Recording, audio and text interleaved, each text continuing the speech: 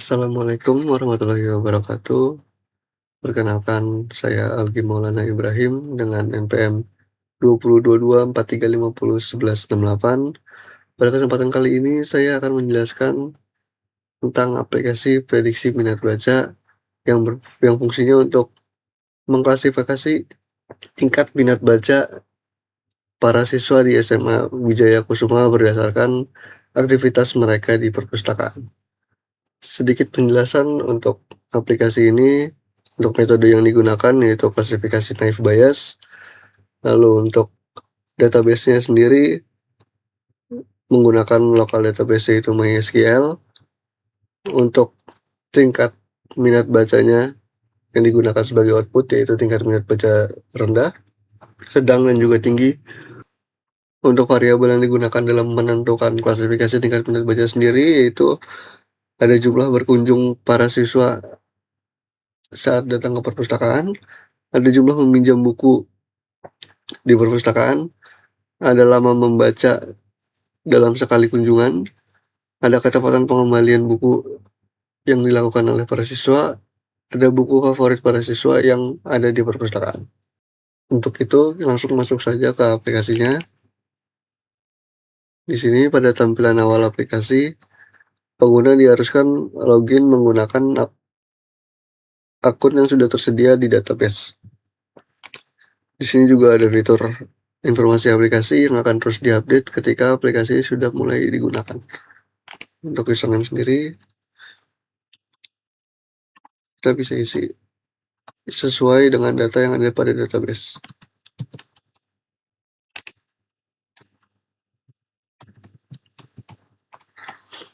Lalu untuk password, jika lupa sudah mengetik apa, kita bisa menggunakan fitur lihat password agar password bisa terlihat. Lalu apabila passwordnya salah, aplikasi akan memunculkan pesan username atau password salah.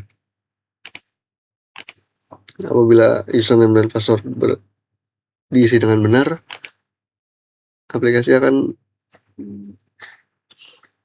memberikan informasi bahwa login sudah berhasil dan akan menampilkan halaman awal aplikasi. Di sini ada beberapa fitur gambar dan juga informasi yang bisa terlihat. Untuk bagian tengahnya ada variabel-variabel yang digunakan dalam aplikasi ini. Lalu di bagian bawah sini ada berapa sih total data latih yang tersedia di aplikasi. Lalu di total data latih itu seberapa banyak siswa yang memiliki minat rendah, seberapa banyak siswa yang memiliki minat sedang, dan juga seberapa banyak siswa yang memiliki tingkat minat baca tinggi. Lalu pada tampilan home ini juga terdapat fitur kelola data admin yang tadi digunakan untuk login, yang hanya bisa diakses oleh kepala perpustakaan. Untuk di fitur ini kita bisa menambah, menghapus, dan juga mengedit data akun yang digunakan saat login tadi. Di sini ada 3 akun. Jika ingin menghapus, kita bisa klik hapus, maka data admin akan terhapus. Lalu jika ingin mengeditnya, kita bisa mengklik data yang ingin diedit. Misalnya ini username-nya diganti dengan perpus 1, lalu klik edit, maka data adminnya akan berubah. Lalu jika ingin menambahkan admin, kita bisa isi form kelola data admin ini sesuai data baru yang akan diinput. Misalnya nama adminnya kepala perpustakaan 2. Lalu jawabannya kepala perpustakaan. Untuk username-nya perpus 2, passwordnya 1234. Lalu simpan, maka data admin baru akan muncul di database. Setelah itu kita masuk ke menu dataset.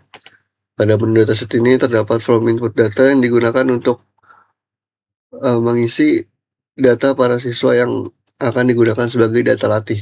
Lalu ada fitur yang digunakan untuk mempermudah mengisi data latih agar tidak diisi satu persatu, yaitu dengan import Excel. Di sini kita bisa klik import Excel-nya dan akan memunculkan direktori dari komputer kita. Lalu saat direktori sudah terbuka, kita bisa mencari dataset yang akan kita gunakan sebagai data latih dan langsung mengimport file Excel-nya tersebut. Di sini file Excel berhasil diimport dan terdapat juga total data dari file Excel tersebut, lalu minatnya yang sudah dibagi berdasarkan kelas outputnya. Diklik OK. Data yang sudah tersedia di sini itu terdapat 160 siswa. Ketika dataset sudah di-upload atau sudah dimasukkan, pada menu home tadi yang terdapat info total dataset juga akan terupdate sesuai dataset yang ada.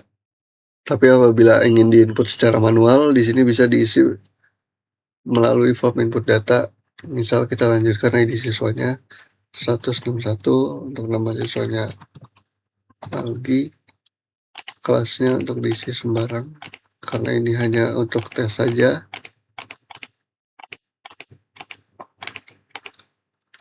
Setelah form data input diisi, kita bisa klik simpan agar data pada database dapat terupdate. Di sini sudah memunculkan untuk data ke 161. Lalu pada bagian home tadi juga akan ikut terupdate ketika dataset sudah diupdate. Pada form input data tadi juga terdapat fitur edit yang bisa digunakan apabila salah dalam mengisi informasi. Di sini kita coba ganti kelas 11 dengan kelas 10. Di sini kita bisa klik edit dan akan terganti menjadi kelas 10. Lalu apabila ingin menghapus, kita bisa menggunakan fitur hapus untuk menghapus data yang salah atau tidak digunakan. Setelah terhapus, data akan kembali menjadi 160 siswa dan di bagian home juga kembali menjadi 160 siswa. Setelah dataset sudah diupload atau sudah diisi, maka selanjutnya masuk ke menu prediksi. Di menu prediksi ini terdapat submenu nilai probabilitas untuk perhitungan dan juga ada menu untuk memprediksi tingkat minat baca siswa. Yang pertama kita harus lakukan yaitu masuk ke submenu nilai probabilitas. Di sini terdapat 3 tahapan untuk perhitungan, yaitu menghitung frekuensi, menghitung probabilitas prior, dan juga menghitung probabilitas likelihood. Untuk pertama yang dilakukan itu mengklik hitung frekuensi. Dari sini terlihat jika subkondisi dari 10 kunjungan ini pada frekuensi output minat baca rendah terdapat 79 data. Lalu untuk tingkat minat baca sedang terdapat 42 data. Subkondisi kurang dari 10 kunjungan pada tingkat minat baca tinggi terdapat 1 data. Lalu untuk perhitungan yang kedua, di sini kita diperuntukkan untuk menghitung probabilitas prior, yaitu seberapa banyak jumlah minat baca jumlah siswa yang muncul sesuai dengan kategori output tingkat minat bacanya. Di sini untuk frekuensi rendah, di sini kan harus sesuai. Maka jika frekuensi rendah dijumlahkan dari kurang dari 10 kunjungan, 10, 20 kunjungan dan juga lebih dari 20 kunjungan, jika 3 ini dijumlahkan akan menghasilkan 84 siswa karena di sini tingkat frekuensi minat bacanya rendah. Lalu untuk sedang juga jika dijumlahkan akan menghasilkan 60 sesuai dengan jumlah siswa pada tingkat minat baca sedang. Di frekuensi tinggi juga jika dijumlahkan akan menghasilkan hasil yang sama dengan jumlah siswa di tingkat minat baca tinggi. Lalu untuk perhitungan yang terakhir, di sini ada menghitung probabilitas likelihood. Jika diklik akan memunculkan seberapa persen peluang dari subkondisi jika peluang dari subkondisi itu dengan tingkat minat bacanya pada masing-masing output. Misalnya siswa dengan subkondisi kurang dari 10 kunjungan, kemungkinan peluang minat bacanya dia rendah itu yaitu sebesar 0,91 sekian atau sekitar 91%. Lalu untuk peluang sedangnya, kemungkinan siswa dengan kurang dari 10 kunjungan, kemungkinan tingkat minat bacanya sedang yaitu sebesar 0,68 atau sekitar 68%. Lalu untuk siswa dengan kurang dari 10 kunjungan, kemungkinan mendapatkan tingkat minat baca tinggi yaitu sekitar 10% atau 0,10. Nah, semakin tinggi kriterianya, maka peluangnya untuk mendapatkan klasifikasi tingkat minat bacanya tinggi juga akan semakin besar. Misal di sini ada lebih dari 20 kunjungan. Peluang siswa dengan lebih dari 20 kunjungan mendapatkan tingkat minat baca rendah itu peluangnya sekitar 0,01 sekian. Lalu untuk peluang sedangnya, siswa dengan lebih dari 20 kunjungan, peluang mendapatkan tingkat minat baca sedang itu sekitar 0,07 sekian. Lalu dengan siswa dengan lebih dari 20 kunjungan, peluang mendapatkan tingkat minat baca tinggi itu sekitar 0,42 sekian. Dari sini terlihat jika siswa memiliki variabel jumlah kunjungan lebih dari 20 kunjungan, kemungkinan yang lebih tinggi itu siswa itu akan mendapatkan klasifikasi tingkat minat baca yaitu tingkat minat baca tinggi. Begitu juga seterusnya. Pada perhitungan probabilitas likelihood ini juga diterapkan Laplace smoothing, yaitu menambahkan satu variabel pada frekuensi yang terdapat 0 ini. Jadi agar hasilnya tidak 0, misal 20 kunjungan, di sini kan frekuensinya 0. Agar peluangnya tidak menjadi 0, maka ditambahkan 1 di setiap frekuensi. Lalu setelah kita melakukan perhitungan, yaitu hitung frekuensi, hitung probabilitas prior, dan juga hitung probabilitas likelihood, kita masuk ke submenu prediksi naive bias.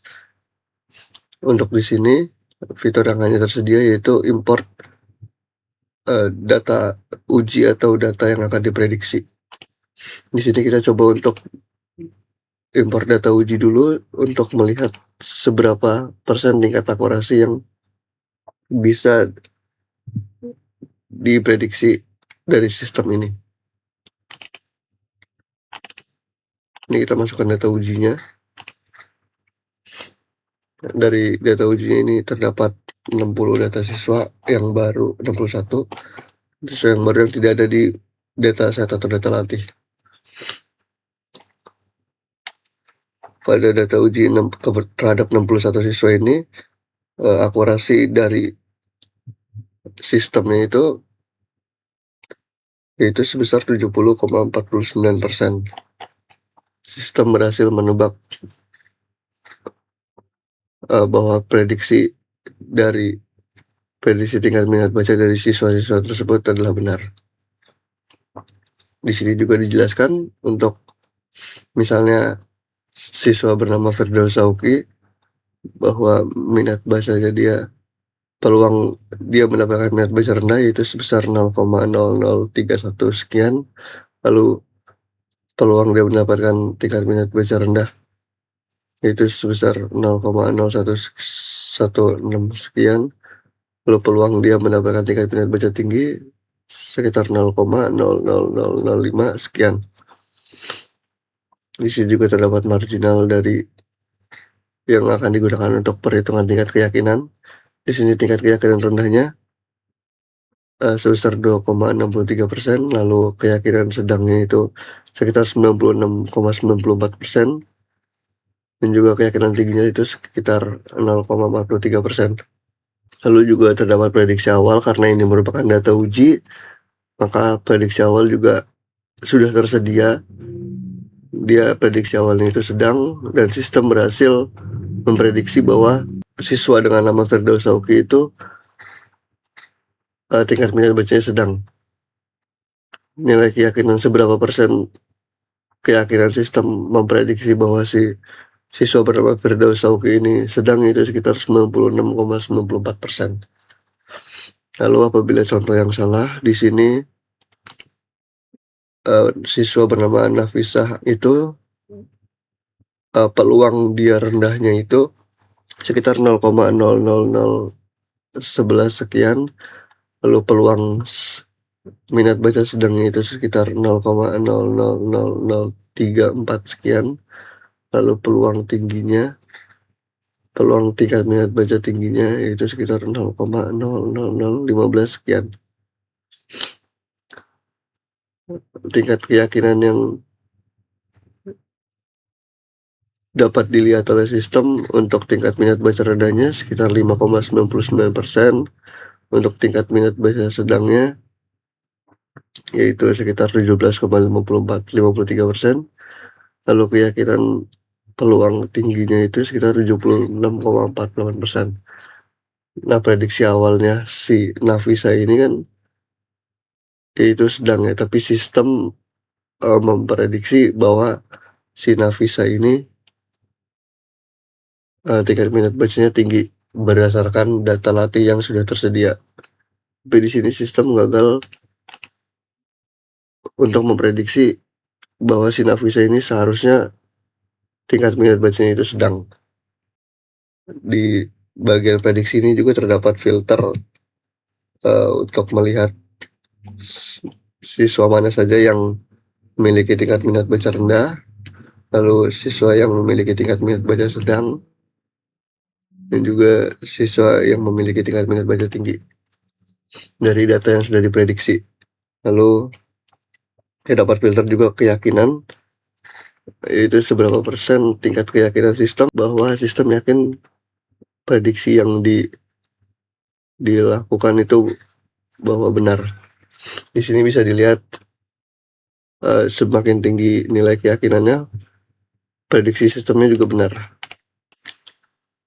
Lalu selanjutnya setelah prediksi dilakukan, karena ini kan data uji, selanjutnya kalau misalnya kita masukkan data yang akan diujikan itu terdapat juga evaluasi model dari data uji tersebut. Di sini kita klik hitung evaluasi, nah maka akan memunculkan seberapa banyak sih data yang terprediksi. Misalnya label aslinya dia sedang, tapi sistem memprediksi dia rendah, yaitu sebanyak 2 siswa. Lalu misalnya label aslinya dia tinggi dan sistem memprediksi dia juga tinggi, yaitu sebanyak 6 siswa. Di sini kita bisa coba hitung diprediksi untuk tadi label aslinya tinggi dan juga label prediksinya tinggi. Di sini kita bisa lihat agar mudah untuk dilihat, kita bisa lihat minat tinggi saja. Untuk tinggi, prediksi awal tinggi dan juga prediksi tinggi di sini ada 1, 2, 3, 4, 5, 6. Jadi evaluasi modelnya sesuai dengan klasifikasi naïve Bayes yang sudah dilakukan. Untuk selanjutnya, jika bagian prediksi ini digunakan untuk memprediksi data baru yang benar-benar belum pernah diprediksi sebelumnya, maka di sini kita bisa masukkan data baru tersebut melalui Excel seperti tadi. Di sini kita punya data uji jika tidak ada label. Nah, perbedaannya di sini untuk data prediksi yang tidak memiliki label, di sini dia tidak memiliki tingkat akurasi karena sistem tidak bisa membandingkan prediksi si sistemnya ini dengan prediksi awal karena tidak tersedia. Jika kita melakukan prediksi menggunakan data baru yang tidak memiliki prediksi awal, di sini sistem tidak memiliki tingkat akurasi karena sistem hanya memprediksi saja, tidak membandingkan dengan prediksi awal yang tersedia. Lalu di sini seperti tadi ada peluang rendahnya, peluang sedang, dan juga peluang tinggi. Untuk tingkat keyakinannya juga tersedia. Sistem memprediksi ini seberapa tinggi tingkat keyakinannya. Jika tingkat keyakinannya melebihi 90 atau 80 ini, kemungkinan besarnya prediksi sistem itu benar. Lalu karena ini tidak memiliki prediksi awal atau tingkat akurasi itu juga tidak ada, maka evaluasi model tidak bisa dijalankan atau tidak bisa diuji. Fitur yang terakhir di menu ini ada menu laporan. Jadi semua yang sudah kita lakukan tadi bisa dicetak melalui cetak laporan ini. Untuk yang pertama, cetak laporan ini ada cetak laporan prediksi, yaitu pada hasil prediksi ini kita bisa cetak laporan di bagian sini. Untuk fiturnya ada dua, yaitu dipisah per kategori sesuai prediksinya tingkat minat bacanya atau digabungin semua. Kita cetak aja sesuai tingkat minat bacanya. Di sini dia sudah terlihat ada kategori minat bacanya rendah, sedang, dan juga tinggi. Lalu untuk jika ingin di print atau ingin jadikan PDF, bisa membuat di sini, lalu pilih tipenya PDF, lalu diberi nama misal prediksi 1, lalu save prediksi 1, kita buka. Sudah ada begini tampilan hasilnya. Lalu untuk laporan yang kedua adalah laporan dataset. Jadi di sini dia sudah difilter berdasarkan kelas dan juga label aslinya dia. Di sini bisa juga cetak PDF seperti tadi, punya PDF, lalu file name-nya misal dataset 1.